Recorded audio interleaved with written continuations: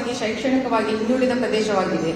ಇಲ್ಲಿ ಹಲವಾರು ದಶಕಗಳಿಂದ ಶ್ರೀ ಶರಣಬಸವೇಶ್ವರ ಸಂಸ್ಥಾನದ 8ನೇ ಪೀಠಾಧಿಪತಿಗಳಾಗಿದ್ದ ಲಿಂಗೈಕ್ಯ ಡಾಕ್ಟರ್ ಶರಣಬಸಪ್ಪ ಅಪ್ಪ ಅವರು ಹಲವು ಶಿಕ್ಷಣ ಸಂಸ್ಥೆಗಳನ್ನು ತೆರೆದು ಗುಣಮಟ್ಟದ ಶಿಕ್ಷಣ ನೀಡುವ ಮೂಲಕ ದೊಡ್ಡ ಸೇವೆ ಮಾಡಿದ್ದಾರೆ. ಅವರು ನಮ್ಮೆಲ್ಲರಿಗೂ ಆದರ್ಶಪ್ರಾಯವಾಗಿದ್ದಾರೆ. ಕಲಬುರಗಿಯಲ್ಲಿ ಶಿಕ್ಷಣ ಕ್ರಾಂತಿ ಮಾಡಿದ ಕೀರ್ತಿ ಶರಣಬಸವೇಶ್ವರ ಮಹಾದಾಸೋಹ ಸಂಸ್ಥಾನದ ಪೀಠಾಧಿಪತಿ ಡಾಕ್ಟರ್ ಶರಣಬಸಪ್ಪ ಅಪ್ಪ ಅವರಿಗೆ ಸಲ್ಲುತ್ತದೆ. ಕೇವಲ ಬೆರಳೆಣಿಕೆಯ ವಿದ್ಯಾರ್ಥಿನಿಯರಿಂದ ಆರಂಭವಾದ ಶರಣಬಸವೇಶ್ವರ ವಿದ್ಯಾವರ್ಧಕ ಸಂಘ ಶಾಲೆಯನ್ನು ಹೆಮ್ಮರವಾಗಿ ಅವರು ಬೆಳೆದಿರುವರು.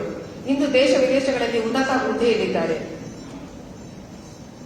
ಡಾಕ್ಟರ್ ಶರಣಬಸಪ್ಪ ಅಪ್ಪ ಅವರು ಎಲ್ಲರಿಗೂ ಪ್ರೇರಕ ಶಕ್ತಿಯಾಗಿದ್ದರು. ಎಲ್ಲಕ್ಕಿಂತ ಮಿಗಿಲಾಗಿ ಡಾಕ್ಟರ್ ಅಪ್ಪ ಅವರು ತಮ್ಮ ಶಿಕ್ಷಣ ಸಂಸ್ಥೆಯಲ್ಲಿ ಹೆಣ್ಣು ಮಕ್ಕಳಿಗೆ ಮೀಸಲು ಕಲ್ಪಿಸಿದ್ದ ಅವರು ಮಹಿಳೆಯರಿಗೋಸ್ಕರವೇ ಇಂಜಿನಿಯರಿಂಗ್ ಕಾಲೇಜು ತೆರೆದಿದ್ದಾರೆ.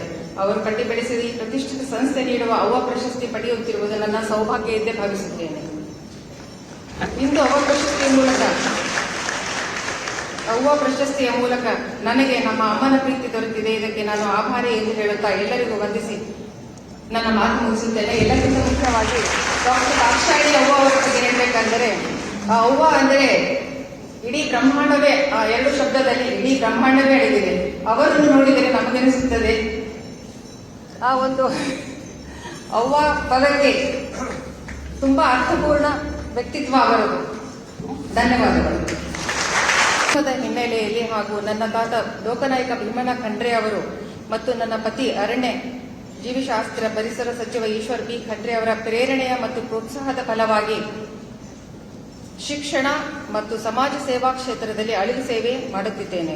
ನನ್ನ ಸಣ್ಣ ಸೇವೆಯನ್ನು ಗುರುತಿಸಿ ಓದುತಾಯಿ ದೊಡ್ಡಪ್ಪ ಅಪ್ಪ ಕಲಾ, ವಾಣಿಜ್ಯ ಮತ್ತು ವಿಜ್ಞಾನ ಪದವಿ ಮಹಿಳಾ ಮಹಾವಿದ್ಯಾಲಯ ಕೊಡಮಾಡುವ ಪ್ರತಿಷ್ಠಿತ ಪ್ರಶಸ್ತಿಗೆ ನನ್ನನ್ನು ಆಯ್ಕೆ ಮಾಡಿರುವುದಕ್ಕಾಗಿ ನಾನು ಧನ್ಯವಾದ ಅರ್ಪಿಸುತ್ತೇನೆ.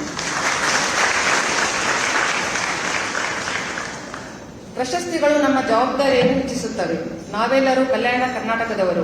ಬಸವಾದಿ ಶರಣರ ಪಾದಸ್ಪರ್ಶದಿಂದ ಪುನೀತವಾದ ಮಣ್ಣಿನಲ್ಲಿ ಹುಟ್ಟಿ ಬೆಳೆದವರು. ಬಸವಣ್ಣನವರು ಕಾಯವೇ ಕೈಲಾಸ ಎಂದು ಹೇಳಿದ್ದಾರೆ. ನಾವೆಲ್ಲರೂ ದುಡಿಯಬೇಕು, ದುಡಿದು ಬೆಳೆಸಬೇಕು, ಗಳಿಸಿ ಉಳಿಸಬೇಕು. ಉಳಿಸಿದ್ದನ್ನು ಈ ಸಮಾಜಕ್ಕೆ ಮರಳಿ ನೀಡಬೇಕು. ಆಗ ಮಾತ್ರ ನಮ್ಮ ಬದುಕು ಸಾರ್ಥಕವಾಗುತ್ತದೆ. ಇದನ್ನೇ ಹಿರಿಯರು ಹೇಳಿದ್ದಾರೆ. ಯಾರು ಸ್ವಾರ್ಥಕ್ಕಾಗಿ ಬದುಕುತ್ತಾರೋ ಅವರು ಸಮಾಜವನ್ನು ಮರೆಯುತ್ತದೆ.